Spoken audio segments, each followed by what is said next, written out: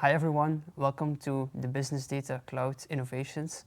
We are in our third quarter of 2026 and my name is Joffrey, SAP Analytics consultant, and I was asked here today by Stijn, a colleague of mine, because he really wanted to show me some new features of SAP Analytics Cloud. Yes, indeed, that's right, Geoffrey. Let's jump right into it with a live demo. First of all, I have created a small story right here, as you can see, with a filter for the location dimension. Now, the first improvement is really a quality of life improvement. In the past, you had to deselect and select all the values separately when working with the filters. And SAP has now come up with quite a nice solution for it. For example, let's say we want to select Portland.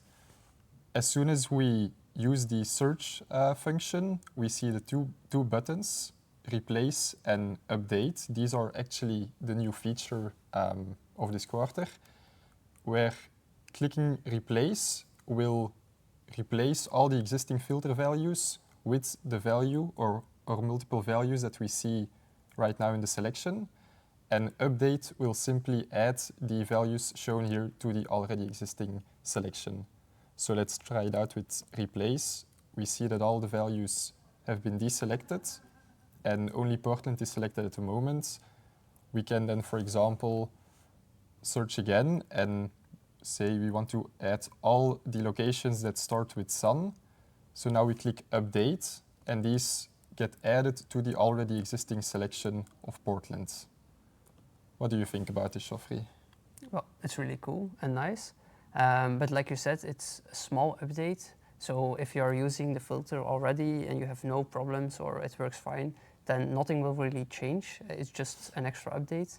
But if you're feeling like something is missing at the moment in the filter capabilities, this is actually a big next step where you can, for the scenario, edit the filter a little bit more quickly by not needing to deselect everything, like you said, or the scenario where you want to search multiple things and make your own custom list. This is really handy. So a small update, but with a big impact for a lot of users.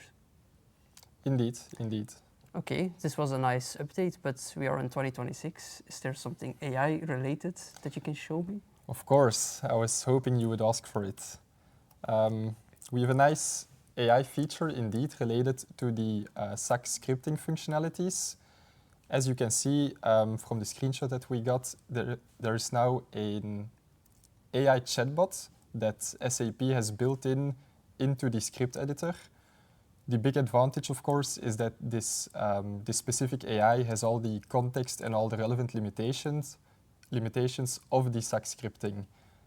So now an end user can simply ask in the text box we see here for the development that he wants to do just in his own language, and then the AI will automatically convert it into the relevant JavaScript.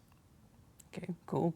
First thing that comes to mind is that's really helpful for us developers if we want to create and develop stories, that it will be easier for us. But another big impact is for the non-technical users. Because if you bring Gen AI like this into a tool, like one big barrier for a non-technical user is that they don't really know anything about code, so they stay away from this. But now they can ask in their own language to create something, and it is implemented straight into their story. Or even if they don't want to create anything new, but they just want to know what is behind my actual dashboard, then they can just simply ask and it will explain everything. So it's really a big impact, not only for us. Exactly. Yeah. So, but this feature I haven't seen on our tenants, so I think we still need to activate this. Indeed? Yes, that's correct. Yeah. We got a preview from SAP, but maybe we can go ahead and activate it while you guys hear about the Datasphere updates from our colleagues.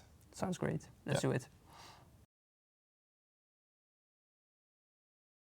Hello everyone and welcome to our third quarter release of the SAP Datasphere innovations.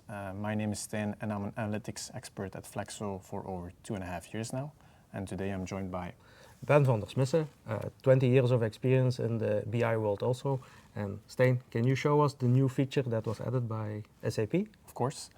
So the new feature that we've chosen to showcase is the enhanced monitoring of SAP capacity units.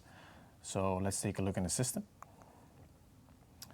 So when we go to the monitoring tab and the capacities, we are now able to, well, before actually administrators could only view their consumption on the current months, while now they've added a new customizable date filter where you could view your consumption on different time periods.